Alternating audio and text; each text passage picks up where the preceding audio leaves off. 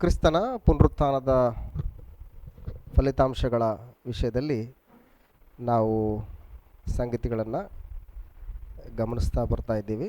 ಅದರಲ್ಲಿ ಇವಾಗ ಕ್ರಿಸ್ತನ ಪುನರುತ್ಥಾನದ ಮೂಲಕ ಬೆಳಕಿಗೆ ಬಂದಂತಹ ಅಂಶ ಆರನೇದಾಗಿ, ಕ್ರಿಸ್ತನ ಪುನರುತ್ಥಾನವು ಮರಣಕ್ಕೆ ನೂತನ ಅರ್ಥವನ್ನು ಕೊಡ್ತದೆ ಅಂತೇಳಿ. ಆರನೇದು, ಕ್ರಿಸ್ತನ ಪುನರುತ್ಥಾನವು ಮರಣಕ್ಕೆ ನೂತನ ಅರ್ಥವನ್ನು ಕೊಡ್ತದೆ. ಸಾಮಾನ್ಯವಾಗಿ ಪ್ರಪಂಚದಲ್ಲಿ ಮರಣ ಅಂತಂದರೆ ಭಾಳಷ್ಟು ಜನರು ಇಷ್ಟಪಡದೇ ಇರತಕ್ಕಂಥ ಒಂದು ಪದ.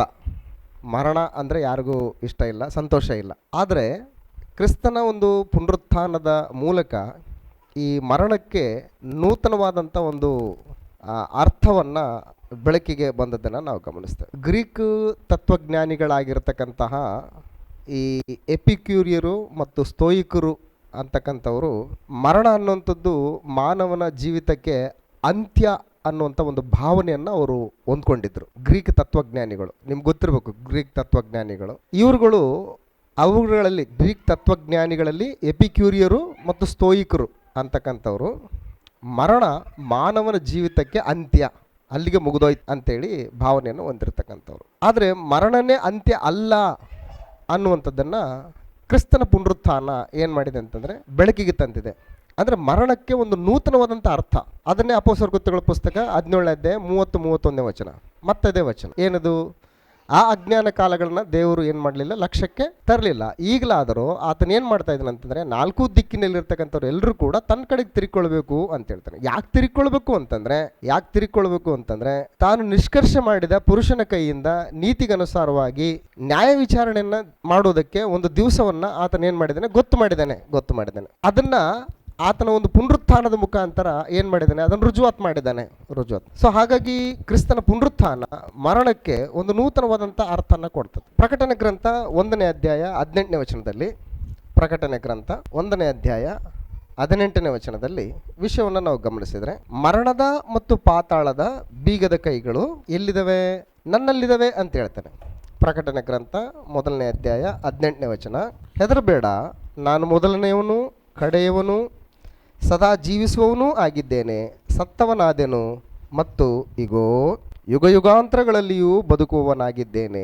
ಮರಣದ ಮತ್ತು ಪಾತಾಳದ ಬೀಗದ ಕೈಗಳು ನನ್ನಲ್ಲಿ ಅವೆ ಅಂತೇಳಿ. ಮರಣದ ಮತ್ತು ಪಾತಾಳದ ಬೀಗದ ಕೈಗಳು ನನ್ನಲ್ಲಿದ್ದಾವೆ ಅಂತ ಹೇಳಿದೆ. ನಾನು ಮರಣನ ಗೆದ್ದಿದ್ದೀನಿ, ಮರಣನ ಜಯಿಸಿದ್ದೀನಿ ಅಂತೇಳಿ. ಸೊ ಹಾಗಾಗಿ ಕ್ರಿಸ್ತನ ಪುನರುತ್ಥಾನದ ಮುಖಾಂತರ ಮರಣಕ್ಕೆ ಒಂದು ನೂತನವಾದಂಥ ಒಂದು ಅರ್ಥ ಇವತ್ತು ಬೆಳಕಿಗೆ ಬರ್ತಾ ಇದೆ. ಸೊ ಹಾಗಾಗಿ ಕ್ರೈಸ್ತರಿಗೆ ಮರಣ ಅಂತಂದರೆ ಭಯ ಇಲ್ಲ. ಫಸ್ಟ್ ಆಫ್ ಆಲ್ ನಾವು ತಿಳ್ಕೊಳ್ಬೇಕಾದದ್ದು ಏನಂತಂದರೆ, ನಮಗೆ ಸಾವೇ ಇಲ್ಲ.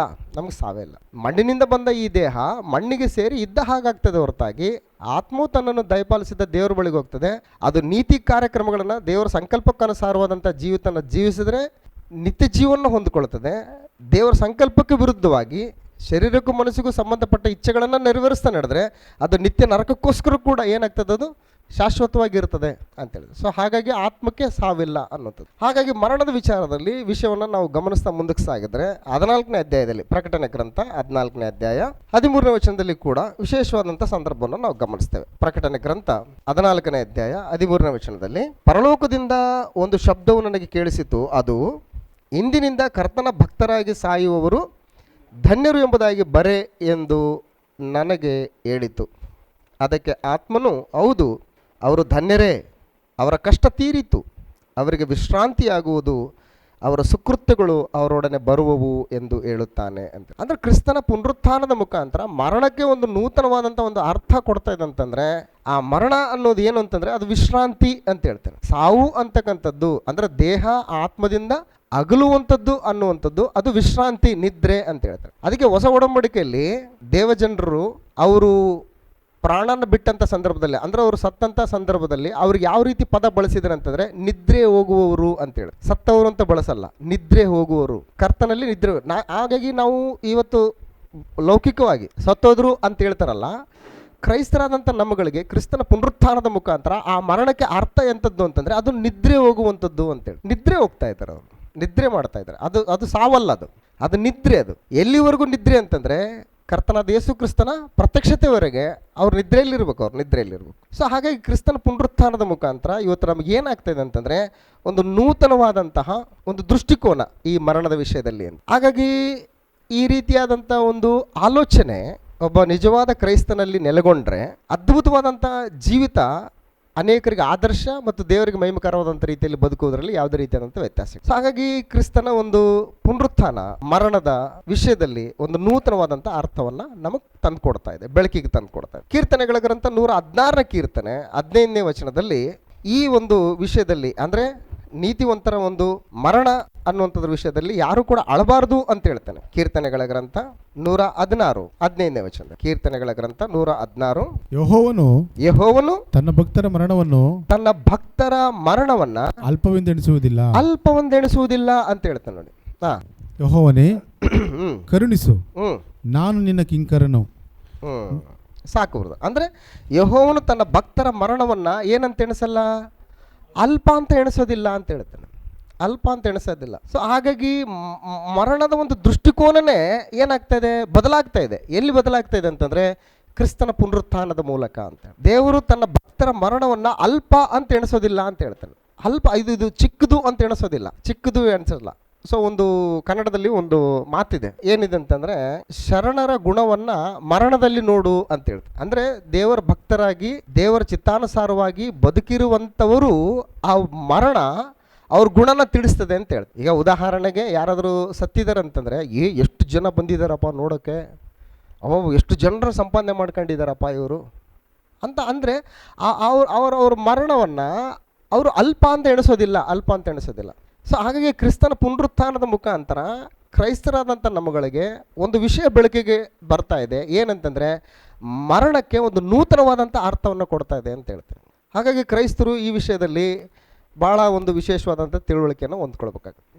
ಥೆಸಲೋನಿಕದವರಿಗೆ ಬರೆದ ಪತ್ರಿಕೆಯಲ್ಲಿ ಈ ಮರಣದ ವಿಷಯದಲ್ಲಿ ಅನೇಕ ವಿಷಯಗಳನ್ನು ಪ್ರಸ್ತಾಪ ಮಾಡುವಂಥ ಒಂದು ಸಂದರ್ಭವನ್ನು ಗಮನಿಸಿದರೆ, ಥೆಸಲೋನಿಕದವರಿಗೆ ಬರೆದ ಮೊದಲನೇ ಪತ್ರಿಕೆ 4ನೇ ಅಧ್ಯಾಯ 13ನೇ ವಚನದಿಂದ ಒಂದು ಸರಿ ವಿಷಯವನ್ನು ಗಮನಿಸೋಣ. 1 ಥೆಸಲೋನಿಕ 4ನೇ ಅಧ್ಯಾಯ 13ನೇ ವಚನ. ಸಹೋದರರೇ ನಿದ್ರೆ ಹೋಗುವವರ ಗತಿ ಏನೆಂದು ತಿಳಿಯದೆ ಇದ್ದು ನಿರೀಕ್ಷೆ ಇಲ್ಲದವರಾದ ಇತರರಂತೆ ದುಃಖಿಸುವುದು ನಮ್ಮ ಮನಸ್ಸಿಗೆ ಒಪ್ಪುವುದಿಲ್ಲ. ಇಲ್ಲಿ ಹೇಳ್ತಾ ಇದ್ದಾನೆ, ಏನಂತ ಇದ್ದಾನೆ, ನಿದ್ರೆ ಹೋಗುವವರು ಅಂತ ಹೇಳ್ತಾ ಇದ್ದಾನೆ ನೋಡಿ. ಸತ್ತವರು ಅಂತ ಬಳಸ್ತಾ ಇಲ್ಲ. ಏನು ಬಳಸ್ತಾ ಇದ್ದಾನೆ, ನಿದ್ರೆ ಹೋಗುವವರ ಗತಿ ಏನೆಂದು ನೀವು ತಿಳಿಯದೇ ಇದ್ದು ಇತರರಂತೆ ದುಃಖಿಸುವುದು ನಮ್ಮ ಮನಸ್ಸಿಗೆ ಒಪ್ಪುವುದಿಲ್ಲ ಅಂತ ಹೇಳ್ತಾನೆ. ಸೊ ಹಾಗಾಗಿ ದೃಷ್ಟಿಕೋನ ಏನಾಗಬೇಕು, ಬದಲಾವಣೆ ಆಗಬೇಕು. ಇವತ್ತು ಯಾರಾದರೂ ನಾವು ಸತ್ತು ಅಂತ ಇಟ್ಟಿರಿ, ಲೋಕದಲ್ಲಿ ಹೆಂಗಿರುತ್ತೆ ಹೇಳಿ, ಲೋಕದಲ್ಲಿ ಯಾರ ಫಾರ್ ಎಕ್ಸಾಂಪಲ್ ನಾನೇ ಸತ್ತೋದೆ ಅಂತ ಇಟ್ಕೊಂಡು ನಮ್ಮ ಮನೇಲಿ ಹೆಂಗಿರ್ತದೆ ವಾತಾವರಣ, ತುಂಬ ಬೇಸರ ಇರ್ತದೆ. ಮಕ್ಕಳೆಲ್ಲ ಎದೆ ಹೊಡ್ಕೊಂಡು ಆಳ್ತಾಳೆ, ಹೆಂಡತಿ ಎಲ್ಲ ಇದು ಮಾಡ್ತಾಳೆ, ತಂದೆ ತಾಯಿಗಳು ಅಯ್ಯೋ ಈ ವಯಸ್ಸಲ್ಲಿ ಹಿಂಗಾಯ್ತಲ್ಲ ಅಂತೇಳಿ ಏನೇನೋ ಆಗ್ತಾರೆ. ಆ ದೃಷ್ಟಿಕೋನ ಬೇರೆ, ಈ ದೃಷ್ಟಿಕೋನ ಬೇರೆ. ಯಾವುದು, ಕ್ರಿಸ್ತನ ಪುನರುತ್ಥಾನದ ಮೂಲಕ ಮರಣಕ್ಕೆ ಒಂದು ನೂತನ ದೃಷ್ಟಿಕೋನ. ಏನು ದೃಷ್ಟಿಕೋನ, ಆಯಿತು ಸಹೋದರರಿಗೆ ದೇವರು ಕೊಟ್ಟಂಥ ಆಯುಷ್ಕಾಲ ಮುಗೀತು, ಅವ್ರು ಏನು ಕೆಲಸ ಮಾಡಬೇಕಾಗಿತ್ತೋ ಅದು ಮಾಡಿ ಆಯಿತು. ಇನ್ನು ದೇವರಿಗೆ ಅವ್ರಿಗೆ ಏನು ಬೇಕಾಗಿದೆ, ಇವಾಗ ರೆಸ್ಟ್ ಇದೆ, ರೆಸ್ಟಲ್ಲಿ ಹೋಗಿದ್ದಾರೆ ಅಷ್ಟೇ. ನಾವು ದುಃಖಿಸ್ಬಾರ್ದು ಅಂತ ಹೇಳ್ತಾನೆ. ಯಾವಾಗ ದುಃಖಿಸ್ತೀವಿ, ಅವ್ರು ಏನಾಗ್ತಾರೋ ಏನಾಗಿದೆ ಅವ್ರ ಪರಿಸ್ಥಿತಿ ಅಂತ ಗೊತ್ತಿಲ್ಲದೆ ಇದ್ದಾಗ ಏನಾಗ್ತೀವಿ ನಾವು, ದುಃಖಿಸ್ತೀವಿ. ಅವ್ರು ಇವಾಗ ಯಾವ ಸ್ಥಿತಿಯಲ್ಲಿದ್ದಾರೆ, ಅವರಿವಾಗ ಎಂಥ ಒಂದು ಪರಿಸ್ಥಿತಿಯಲ್ಲಿ ಹೋಗ್ತಾ ಇದ್ದಾರೆ ಅನ್ನೋದು ಗೊತ್ತಿದ್ದಾಗ ದುಃಖ ಬರಲ್ಲ. ಸೊ ಹಾಗಾಗಿ ಇದನ್ನೇ ಹೇಳ್ತಾ ಇದ್ದಾನೆ ಗ್ರಂಥಕರ್ತನು, ಸಹೋದರರೇ ನಿದ್ರೆ ಹೋಗುವವರ ಗತಿ ಏನೆಂದು ನೀವು ತಿಳಿಯದೇ ಇದ್ದು ನಿರೀಕ್ಷೆ ಇಲ್ಲದವರಾದ ಇತರರಂತೆ ದುಃಖಿಸುವುದು. ದುಃಖ ಯಾವಾಗ ಬರುತ್ತೆ ಅಂದರೆ ನಿರೀಕ್ಷೆ ಇಲ್ಲದೆ ಇದ್ದಾಗ. ಈಗ ನಮಗೆ ನಿರೀಕ್ಷೆ ಏನು ನಮಗೆ, ಕ್ರಿಸ್ತನು ಪ್ರತ್ಯಕ್ಷ ಆಗ್ತಾನೆ. ಪ್ರತ್ಯಕ್ಷ ಆದಾಗ ಏನು ಮಾಡ್ತಾನೆ, ಸತ್ತವರನ್ನು ಏನು ಮಾಡ್ತಾನೆ, ಎಬ್ಬಿಸ್ಕೊಂಡು ಬರ್ತಾನೆ. ನಾವು ಕೂಡ ಏನಾಗ್ತೇವೆ ಅವ್ರ ಜೊತೆಗೆ. ಇದು ನಿರೀಕ್ಷೆ. ಈ ನಿರೀಕ್ಷೆ ಇರೋರ್ಗು ದುಃಖಿಸಲ್ಲ. ಈ ನಿರೀಕ್ಷೆ ಇಲ್ದವ್ರು ಏನು ಮಾಡ್ತಾರೆ, ದುಃಖಿಸ್ತಾರೆ. ಸೊ ಹಾಗಾಗಿ ಕ್ರಿಸ್ತನ ಪುನರುತ್ಥಾನ ಏನಾಗ್ತದೆ, ಮರಣಕ್ಕೆ ಒಂದು ನೂತನ ಅರ್ಥನ ಕೊಡ್ತಾ ಇದೆ, ನೂತನ ಒಂದು ಆಲೋಚನೆಯನ್ನು ತಂದು ಕೊಡ್ತಾ ಇದೆ. ಅವ್ರು ನಿದ್ರೆ ಹೋಗ್ತಾ ಇದ್ದಾರೆ. 14ನೇ ವಚನ ಗಮನಿಸಿ. 14ನೇ ವಚನ, ಸತ್ತು ಜೀವಿತನಾಗಿ ಎದ್ದನೆಂದು ನಾವು ನಂಬಿದ ಮೇಲೆ ಅದರಂತೆ ಇದು ನೋಡಿ ಕನೆಕ್ಟಿವಿಟಿ. ಅದು ಅದರಂತೆ ಅನ್ನೋ ಪದ ಇದೆಯಲ್ಲ, ಕನೆಕ್ಟಿವಿಟಿ.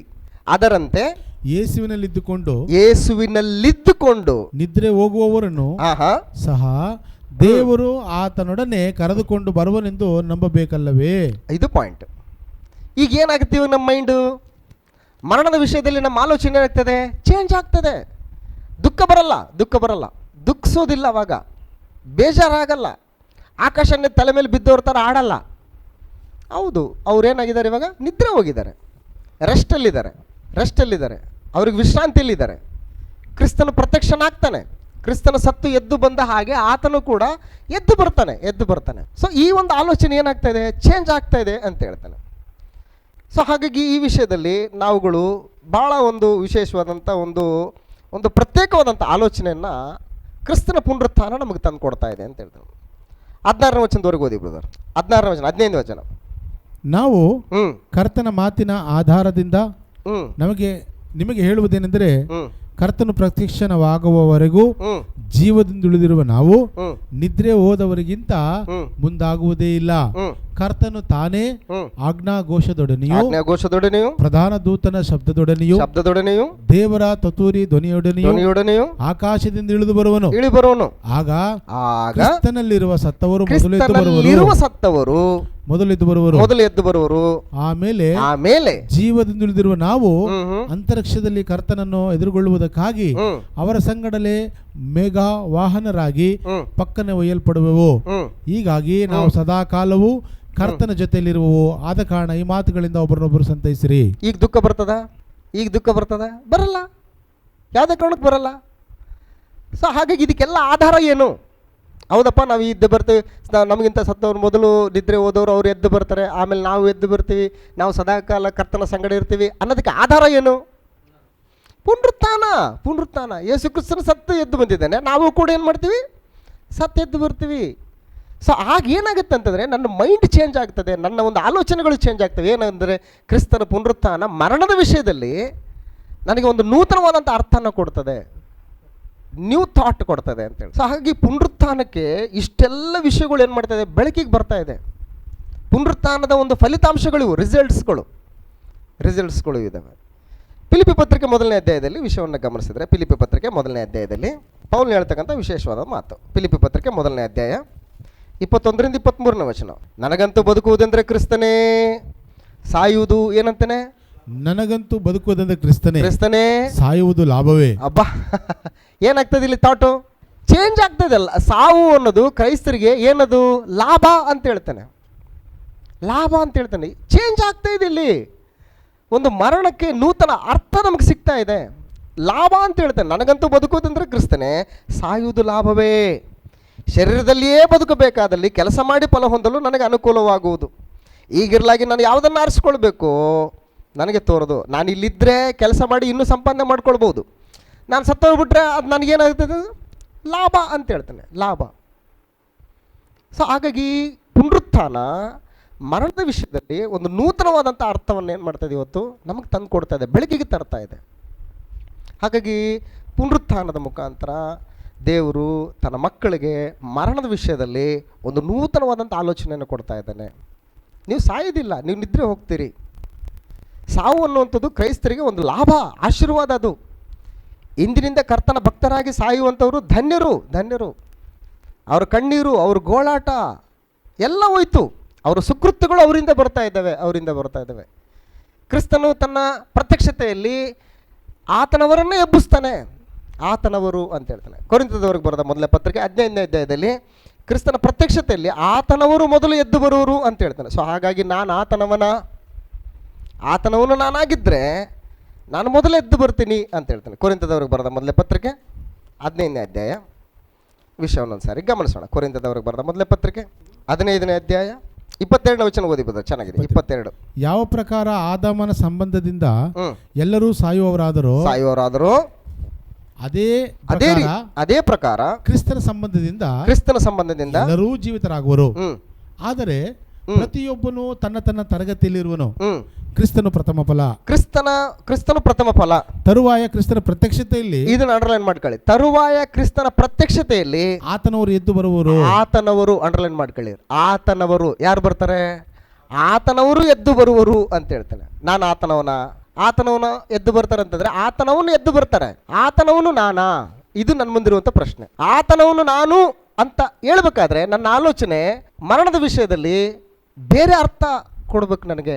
ಆವಾಗ ನಾನು ಆತನವನಾಗ್ತೀನಿ. ನನಗಂತೂ ಬದುಕುವುದಂದ್ರೆ ಕ್ರಿಸ್ತನೇ, ಸಾಯುವುದು ನನಗೆ ಲಾಭ ಅನ್ನುವಂಥ ಈ ಪ್ರತ್ಯೇಕವಾದಂಥ ಅರ್ಥ ಆಲೋಚನೆ ನನಗಿಲ್ಲ ಅಂತಂದ್ರೆ ನಾನು ಆತನವನಲ್ಲ. ಸೊ ಹಾಗಾಗಿ ಕ್ರಿಸ್ತನ ಪುನರುತ್ಥಾನ ಏನು ಮಾಡ್ತದೆ ಅಂತಂದ್ರೆ ಮರಣಕ್ಕೆ ಒಂದು ನೂತನವಾದಂಥ ಅರ್ಥವನ್ನು ಕೊಡ್ತಾ ಇದೆ, ನೂತನವಾದಂಥ ಒಂದು ಅರ್ಥವನ್ನು ಬೆಳಕಿಗೆ ತರ್ತಾ ಇದೆ. ಏನು? ಕ್ರಿಸ್ತನ ಪುನರುತ್ಥಾನ ಪರಿಸ್ಥಿತಿ, ಇದು ವಿಷಯ ಇದು. ಇನ್ನು ಮುಂದುವರೆದ ಭಾಗದಲ್ಲಿ ಕ್ರಿಸ್ತನ ಪುನರುತ್ಥಾನ ಏನನ್ನು ಬೆಳಕಿಗೆ ತರ್ತಾ ಇದೆ?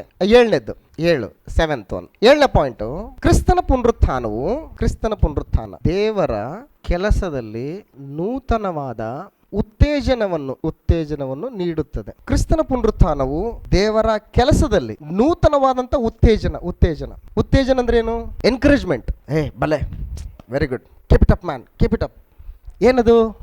ಉತ್ತೇಜನ. ಸೊ ಹಾಗಾಗಿ ಪುನರುತ್ಥಾನ ನಮ್ಗೆ ಏನ್ ಮಾಡ್ತದೆ ಅಂತಂದ್ರೆ ದೇವ್ರ ಕೆಲಸ ಮಾಡೋದಕ್ಕೆ ಉತ್ತೇಜನ ಕೊಡ್ತದೆ. ಯಾವುದು? ಕ್ರಿಸ್ತನ ಪುನರುತ್ಥಾನ ನಮ್ಗೆ ಉತ್ತೇಜನ ಕೊಡ್ತದೆ ಅಂತ. ಯಾರು ನಮಗೆ ಮನುಷ್ಯರು ಉತ್ತೇಜನ ಕೊಡ್ತಾರೋ ಬಿಡ್ತಾರೋ ಆ ಸೈಡ್ಗೆ ಇಡೋಣ. ನಮಗೆ ನಿಜವಾಗ್ಲೂ ಉತ್ತೇಜನ ಕೊಡುವಂಥದ್ದು ಯಾವ್ದು ಅಂತಂದ್ರೆ ಕ್ರಿಸ್ತನ ಪುನರುತ್ಥಾನ ಅಂತ ಹೇಳ್ತಾರೆ. ಕೀರ್ತನೆಗಳ ಗ್ರಂಥ 126ನೇ ಕೀರ್ತನೆಯಲ್ಲಿ ವಿಷಯವನ್ನು ಗಮನಿಸಿದ್ರೆ, ಕೀರ್ತನೆಗಳ ಗ್ರಂಥ 126ನೇ ಕೀರ್ತನೆ 5 ಮತ್ತು 6ನೇ ವಚನ. ಅಳುತ್ತಾ ಬಿತ್ತುವವರು ಆಡುತ್ತಾ ಕೊಯ್ಯುವರು. ಅಬ್ಬಾ, ಕ್ರಿಸ್ತನ ಕೆಲಸದಲ್ಲಿ ಅಳುತ್ತಾ ಬಿತ್ತೀವಿ. ಕ್ರಿಸ್ತನ ಸೇವೆ ಅನ್ನೋದು ಸುಲಭನ? ಇಲ್ಲ. ಈಗ ಸತ್ಯ ಹೇಳ್ತೀನಿ ಅಂತಂದ್ರೆ ಅನೇಕ ಜನರಿಗೆ ಏನಾಗ್ತೀವಿ ನಾವು? ವೈರಿಗಳಾಗ್ತೀವಿ. ಪೌಲ್ ಅಂತಾನೆ, ನಾನು ಅನೇಕರಿಗೆ ಸತ್ಯವನ್ನು ಹೇಳುವುದರ ನಿಮಿತ್ತ ನಾನು ಏನಾಗಿದ್ದೀನಿ, ನಾನು ಅನೇಕರಿಗೆ ನಾನು ವೈರಿ ಆಗಿದ್ದೀನಿ ನಾನು ಅಂತಾನೆ. ಹಾಗಾಗಿ ಸತ್ಯವನ್ನ ಸಹಿಸಲಾರದಂತ ಕಾಲ ಇದು. ಮನುಷ್ಯ ಸಂಪ್ರದಾಯಗಳನ್ನ ಅತ್ಯಂತ ಆಸಕ್ತಿಯಿಂದ ಅನುಸರಿಸಿಕೊಂಡು ಹೋಗ್ತಕ್ಕಂಥ ಕಾಲ ಇದು. ಹಿರಿಯರಿಂದ ಬಂದ ಸಂಪ್ರದಾಯಗಳನ್ನ, ಕಟ್ಟಳೆಗಳನ್ನ ಶ್ರದ್ಧೆ ಭಕ್ತಿಯಿಂದ ಆಚರಿಸ್ತಕ್ಕಂಥವರ ಒಂದು ಬಾಹುಳ್ಯವಿರುವಂತಹ ಒಂದು ಕಾಲ ಇದು. ಇಂಥ ಕಾಲದಲ್ಲಿ ದೈವಿಕ ಸಂದೇಶ, ದೈವಿಕ ಸಂಕಲ್ಪ, ದೇವರ ಚಿತ್ತಾನುಸಾರವಾಗಿರ್ತಕ್ಕಂಥ ಆಲೋಚನೆಗಳನ್ನ ಖಂಡಿಸ್ತಾ, ಗದರಿಸ್ತಾ, ಎಚ್ಚರಿಸ್ತಾ ಇರ್ತಕ್ಕಂಥ ಒಂದು ಸೇವೆ ಇದೆಯಲ್ಲ, ಅದು ಲೌಕಿಕವಾಗಿ ನಮಗೆ ಉತ್ತೇಜನ ಕೊಡ್ತದ? ಲೋಕದವ್ರು ನಮಗೆ ಉತ್ತೇಜನ ಕೊಡ್ತಾರ? ಇಲ್ಲ ಬ್ರದರ್, ಭಾಳ ಚಂದವಾಗಿ ಹೇಳಿದ್ರಿ ಬ್ರದರ್ ನೀನಂತ ಅಂತಂತಾರ? ಅನ್ನಲ್ಲ. ಆದ್ರೆ ನಮಗೆ ಉತ್ತೇಜನ ಎಲ್ಲಿಂದ ಬರ್ತದಂತಂದ್ರೆ ಕ್ರಿಸ್ತನ ಪುನರುತ್ಥಾನದಿಂದ. ಅದಕ್ಕೆ ಹೇಳ್ತಾನೆ, ಅಳುತ್ತಾ ಬಿತ್ತುವವರು ಏನ್ ಮಾಡ್ತಾರೆ? ಆಡುತ್ತಾ ಕೊಯ್ಯುವರು. ದುಃಖಿಸುತ್ತಾ ಬೀಜವನ್ನು ತೆಗೆದುಕೊಂಡು ಹೋಗುವವನು ಹರ್ಷಿಸುತ್ತಾ ಸಿವುಡುಗಳನ್ನು ಹೊತ್ತುಕೊಂಡು ಬರುವನು ಅಂತ ಹೇಳ್ತಾನೆ. ಕೊರಿಂಥದವರಿಗೆ ಬರೆದ ಮೊದಲನೇ ಪತ್ರಿಕೆ 3ನೇ ಅಧ್ಯಾಯದಲ್ಲಿ ನಾನು ಮಾಡುವಂತ ಕೆಲಸಕ್ಕೆ ಅಲ್ಲಿ ಫಲ ಯಾವ ರೀತಿ ಬರ್ತದೆ ಅನ್ನೋದನ್ನ ಒಂದ್ಸರಿ ಗಮನಿಸೋಣ. ಕೊರಿಂಥದವರಿಗೆ ಬರೆದ ಮೊದಲನೇ ಪತ್ರಿಕೆ 3ನೇ ಅಧ್ಯಾಯ 10ನೇ ವಚನ. ದೇವರು ನನಗೆ ಕೃಪೆಯಿಂದ ಒಪ್ಪಿಸಿದ ಕೆಲಸವನ್ನು ನಡೆಸಿ ನಾನು ಪ್ರವೀಣ ಶಿಲ್ಪಿಯಂತೆ ಅಸ್ತಿವಾರ ಹಾಕಿದೆನು, ಮತ್ತೊಬ್ಬನು ಅದರ ಮೇಲೆ ಕಟ್ಟುತ್ತಾನೆ. ಈಗಿದೆ ನೋಡಿ ಪಾಯಿಂಟ್.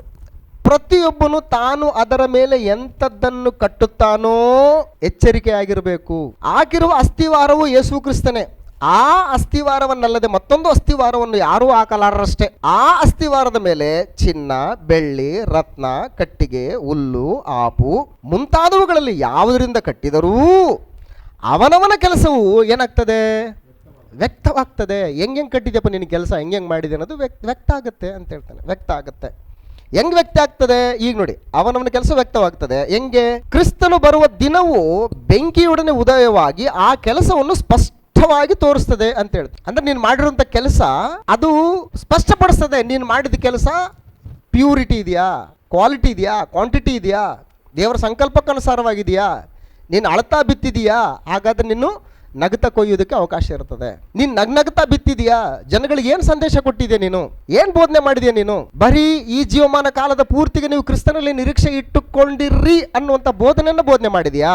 ಅಥವಾ ಮೇಲಿರುವಂಥವುಗಳ ಮೇಲೆ ಮನಸ್ಸಿಡ್ರಿ, ಭೂ ಸಂಬಂಧವಾದವುಗಳ ಮೇಲೆ ಮನಸ್ಸಿಡಬೇಡ್ರಿ, ಪರಲೋಕದಲ್ಲಿ ಗಂಟು ಮಾಡಿ ಇಟ್ಟುಕೊಳ್ರಿ, ಭೂಲೋಕದಲ್ಲಿ ಗಂಟು ಮಾಡಿ ಇಟ್ಟುಕೊಳ್ಬೇಡ್ರಿ, ಈ ಭೂಲೋಕದಲ್ಲಿ ನೀವು ಪ್ರವಾಸಿಗಳು, ಪರದೇಶಿಗಳು ಅನ್ನುವಂಥ ಆಲೋಚನೆಯನ್ನು ಹೊಂದಿಕೊಂಡಿರ್ರಿ, ದೇವರು ಸಂಕಲ್ಪಿಸಿ ನಿರ್ಮಿಸಿದಂತ ಆ ಅಸ್ಥಿವಾರಗಳುಳ್ಳ ಮಹಾಪಟ್ಟಣವನ್ನ ನೀವು ಎದುರು ನೋಡ್ತಾ ಇರ್ರಿ ಅಂತೇಳಿ ನೀವು ಮೇಲಿರುವಂತವುಗಳನ್ನ ನೀವು ಬೋಧನೆ ಮಾಡಿದ್ರ ಅಥವಾ ಭೂ ಸಂಬಂಧವಾದವುಗಳಂತವುಗಳನ್ನ ಬೋಧನೆ ಮಾಡಿದ್ರ? ಭೂ ಸಂಬಂಧವಾದಂತವುಗಳನ್ನ ಬೋಧನೆ ಮಾಡ್ತಾ ಇದ್ರೆ ನೀನೇನು ಅಳದ ಅವಶ್ಯಕತೆ ಇಲ್ಲ, ನೀನು ಅಳುವಂಥದ್ದು ಅವಶ್ಯಕತೆ ಇಲ್ಲ. ನಗ್ನಗ್ತಾ ಇರ್ಬೋದು, ನೀನು ಐಷಾರಾಮಿ ಜೀವನ ನಡೆಸ್ಬೋದು ನೀನೆಲ್ಲ. ಆದ್ರೆ ಸತ್ಯವಾಕ್ಯವನ್ನ ಪ್ರಕಟಣೆ ಮಾಡ್ತಕ್ಕಂಥ ಒಂದು ವಿಷಯ ಇದೆಯಲ್ಲ, ಅದು ಕಣ್ಣೀರಿನಿಂದ ಕೂಡಿದಂಥದ್ದು, ಕಣ್ಣೀರಿನಿಂದ. ಅದಕ್ಕೆ ಪೌಲನಂತಾನೆ, ಅನೇಕ ವರ್ಷಗಳ ಕಾಲ ನಾನು ಕಣ್ಣೀರಿನಿಂದಲೂ ನಿಮ್ಗೆ ಏನ್ ಮಾಡಿದ್ದೀನಿ, ನಾನು ಸುವಾರ್ತೆಯನ್ನ ಸಾರಿದ್ದೀನಿ ಅಂತ ಹೇಳ್ತಾರೆ. ಹಾಗಾಗಿ ಕ್ರಿಸ್ತನ ಪುನರುತ್ಥಾನ ದೇವರ ಕೆಲಸದಲ್ಲಿ ಏನಾಗ್ತದೆ ನಮಗೆ ಅಂದ್ರೆ ಉತ್ತೇಜನ ಕೊಡ್ತಾ ಇದೆ ಅಂತ ಹೇಳ್ತಾನೆ. ಉತ್ತೇಜನ ಕೊಡ್ತಾ ಇದೆ. ಲೂಕನ್ ಬರೆದ ಸುವಾರ್ತೆ 8ನೇ ಅಧ್ಯಾಯ 11ನೇ ವಚನದಲ್ಲಿ ವಿಷಯವನ್ನು ಗಮನಿಸಿದ್ರೆ, ಲೂಕನ್ ಬರೆದ ಸುವಾರ್ತೆ 8ನೇ ಅಧ್ಯಾಯ 11ನೇ ವಚನ. ಈ ಬೀಜ ಅಂದ್ರೆ ಏನು? ಈಗ ನಾವು ಕೀರ್ತನೆ ಗ್ರಂಥದಲ್ಲಿ ಓದಿದ್ವಲ್ಲ, 126ನೇ ಕೀರ್ತನೆ 5-6ನೇ ವಚನದಲ್ಲಿ ಅಳುತ್ತಾ ಬಿತ್ತುವವನು ಹಾಡುತ್ತಾ ಕೊಯ್ಯುವನು ಅಂತಿದೆಯಲ್ಲ. ಸೊ ಬಿತ್ತುವುದು ಅಂದ್ರೆ ಏನಂದ್ರೆ ಬೀಜ ಅಂತ ಹೇಳ್ತಾರೆ. ಯಾವ ಬೀಜ ಅದು? ದೇವರ ವಾಕ್ಯವೆಂಬ ಬೀಜ ಅಂತ ಹೇಳ್ತಾನೆ. ಈ ಸಾಮ್ಯದ ಅರ್ಥವೇನೆಂದರೆ ಆ ಬೀಜವೆಂದರೆ ದೇವರ ವಾಕ್ಯ. ಆ ಬೀಜವೆಂದರೆ ದೇವರ ವಾಕ್ಯ ಅಂತ ಹೇಳ್ತಾರೆ. ಹಾಗಾಗಿ ಕ್ರಿಸ್ತನ ಪುನರುತ್ಥಾನ ದೇವರ ಕೆಲಸದಲ್ಲಿ ಉತ್ತೇಜನ ನೀಡ್ತದೆ. ಉತ್ತೇಜನ. ಈಗ ನಾವು ಇಲ್ಲಿರ್ಬೋದು, ಅಯ್ಯೋ ಬ್ರದರ್ ಏನು ಇಷ್ಟೇ ಜನ ಇದ್ದೀವಿ, ಏನು ಉತ್ತೇಜನ ಇಲ್ಲ. No, never. You don't think about that. ಅದ್ರ ಬಗ್ಗೆ ನೀನು ಆಲೋಚನೆ ಮಾಡೋ ಅವಶ್ಯಕತೆ ಇಲ್ಲ ನಿನಗೆ. ನೀನು ಬಿತ್ತುವಂಥ ಕೆಲಸನ್ನ ನೀನು ಬಿತ್ತು, ದೇವರು ಉತ್ತೇಜನ ಮಾಡ್ತಾನೆ. ಕ್ರಿಸ್ತನ ಪುನರುತ್ಥಾನ ನಿನ್ಗೆ ಉತ್ತೇಜನ ಮಾಡ್ತದೆ ಇದು ಅಂತೇಳಿ. ಹಾಗಾಗಿ ತಿಮೋತಿಗೆ ಬರೆದ 2ನೇ ಪತ್ರಿಕೆ 1ನೇ ಅಧ್ಯಾಯ 3-5ನೇ ವಚನದಲ್ಲಿ ವಿಶೇಷವಾದಂಥ ಮಾತು ಪೌಲನು ತಿಮೋತಿ ವಿಷಯದಲ್ಲಿ ಹೇಳ್ತಕ್ಕಂಥದ್ದು. ಪೌಲನು ತಿಮೋತಿ ವಿಷಯದಲ್ಲಿ ಹೇಳ್ತಾನೆ. ತಿಮೋತಿಗೆ ಬರೆದ 1ನೇ ಪತ್ರಿಕೆ 2ನೇ ತಿಮೋತಿ 1ನೇ ಅಧ್ಯಾಯ 3-5ನೇ ವಚನದಲ್ಲಿ ಗಮನಿಸೋಣ. ನಾನು ಹಗಲಿರುಳು ನನ್ನ ಪ್ರಾರ್ಥನೆಗಳಲ್ಲಿ ನಿನ್ನನ್ನು ತಪ್ಪದೆ ಜ್ಞಾಪಕ ಮಾಡಿಕೊಳ್ಳುತ್ತೇನೆ. ಯಾಕೆ ಜ್ಞಾಪಕ ಮಾಡ್ಕೊಳ್ತೀನಿ ಅಂತಂದ್ರೆ, ಇದಲ್ಲದೆ ನಾನು ಪೂರ್ವಿಕರ ಭಕ್ತಿ ಮಾರ್ಗವನ್ನೇ ಅನುಸರಿಸಿ ಒಳ್ಳೆ ಮನಸಾಕ್ಷಿ ಉಳ್ಳವನಾಗಿ ಆರಾಧಿಸುವ ದೇವರಿಗೆ ನಿನ್ನ ವಿಷಯವಾಗಿ ಸ್ತೋತ್ರ ಸಲ್ಲಿಸುತ್ತೇನೆ. ನಾನು ವಚನ ಬಹಳ ಇಂಪಾರ್ಟೆಂಟ್. ಏನು? ನಾನು ನಿನ್ನ ಕಣ್ಣೀರುಗಳನ್ನು ನೆನಪಿಗೆ ತಂದು ನಿನ್ನನ್ನು ನೋಡಿ ಸಂತೋಷಭರಿತನಾಗಬೇಕೆಂಬುದು ಅಪೇಕ್ಷಿಸುತ್ತೇನೆ. ಯಾರ ಕಣ್ಣೀರು ನೋಡ್ತಾ ಇದ್ದಾನೆ? ಪೌಲ ತಿಮೋತಿಯ ಕಣ್ಣೀರು ನೋಡ್ತಾ ಇದ್ದಾನೆ. ತಿಮೋತಿ ಕಣ್ಣೀರು ಏನಕ್ಕೆ ಆಗ್ತಾ ಇದ್ದಾನೆ? ಸೇವೆ ವಿಷಯದಲ್ಲಿ. ಈ ಚಾಮರಾಜನಗರ ಪ್ರಾಂತ್ಯದಲ್ಲಿ ಅವಾಗ ಬ್ರದರ್ನ ಅಸೆಂಬ್ಲಿ ಕಡೆಯಿಂದ ಮಿಷನರೀಸ್ಗಳು ಬಂದು ಸೇವೆ ಮಾಡ್ತಕ್ಕಂಥ ಸಂದರ್ಭದಲ್ಲಿ ನನಗೆ ಅಲ್ಲಿರ್ತಕ್ಕಂಥವ್ರು ಯಾರೊಬ್ಬರು ಹಿರಿಯರು ಸಹೋದರೊಬ್ಬರು ಹೇಳ್ತಾ ಇದ್ರು, ಆ ಮಿಷನರಿಗಳು ದಿನಾಲು ಹೋಗಿ ಅವ್ರಿಗೆ ವಾಕ್ಯ ಹೇಳ್ತಾ ಇದ್ರಂತೆ. ಯಾರು ಕೂಡ ಕೇಳ್ತಾ ಇದ್ದಿಲ್ಲಂತೆ. ಎಲ್ಲರೂ ಅವ್ರವ್ರ ಪಾಡಿಗೆ ಕೆಲ್ಸಕ್ಕೆ ಹೋಗ್ತಾ ಇದ್ರಂತೆ. ಅವ್ರವ್ರ ಕೆಲಸ ದಿನನಿತ್ಯದ ಕೆಲಸ ಮಾಡ್ತಾ ಇದ್ರಂತೆ. ಅವ್ರು ಒಂದ್ಸರಿ ಇಷ್ಟು ವರ್ಷ ಆಯ್ತಲ್ಲ, ನಾವು ನಮ್ಮ ದೇಶ ಬಿಟ್ಟು, ನಮ್ಮ ಕುಟುಂಬ ಸದಸ್ಯರನ್ನ ಬಿಟ್ಟು, ನಾವು ಹುಟ್ಟಿದಂಥ ಒಂದು ಊರನ್ನು ಬಿಟ್ಟು ಸಾವಿರಾರು ಕಿಲೋಮೀಟರ್ ಇಷ್ಟು ದೂರ ಬಂದು ದೇವರ ಸೇವೆ ನಿಮಿತ್ತವಾಗಿ ದೇವರ ವಾಕ್ಯ ಬೀಜನ ಬಿತ್ತಬೇಕಂತ ನಾವು ಇಲ್ಲಿಗೆ ಬಂದರೆ ಯಾರೂ ಕೂಡ ದೇವರ ವಾಕ್ಯನ ಕೇಳ್ತಾ ಇಲ್ವಲ್ಲ, ಈ ವಾಕ್ಯನ ಕೇಳಿ ಅದರ ಪ್ರಕಾರ ಜೀವಿತನ ಜೀವಿಸ್ತಕ್ಕಂಥ ಮನಸ್ಸುಗಳು ಇಲ್ವಲ್ಲ ಅಂತೇಳಿ ಅವ್ರು ಅಳ್ತಾ ಇದ್ರಂತೆ. ಅಳ್ತಾ ಇರ್ಬೇಕಾದ್ರೆ ಕೇಳಿದ್ರಂತೆ ಬಂದಾರೆ, ಯಾಕೆ ಅಳ್ತಾ ಇದ್ರಿ ನೀವು ಅಂತ. ಯಾಕೆ ಅಳ್ತಾ ಇದ್ರಿ ಅಂತಂದರೆ, ಇಲ್ಲ ಯಾರು ದೇವ್ರ ವಾಕ್ಯ ಕೇಳ್ತಾ ಇಲ್ಲ, ನಮ್ಗೆ ಇಷ್ಟು ಹೇಳ್ತಾ ಇದ್ದೀವಿ ಯಾರು ಕೇಳ್ತಾ ಇಲ್ಲ.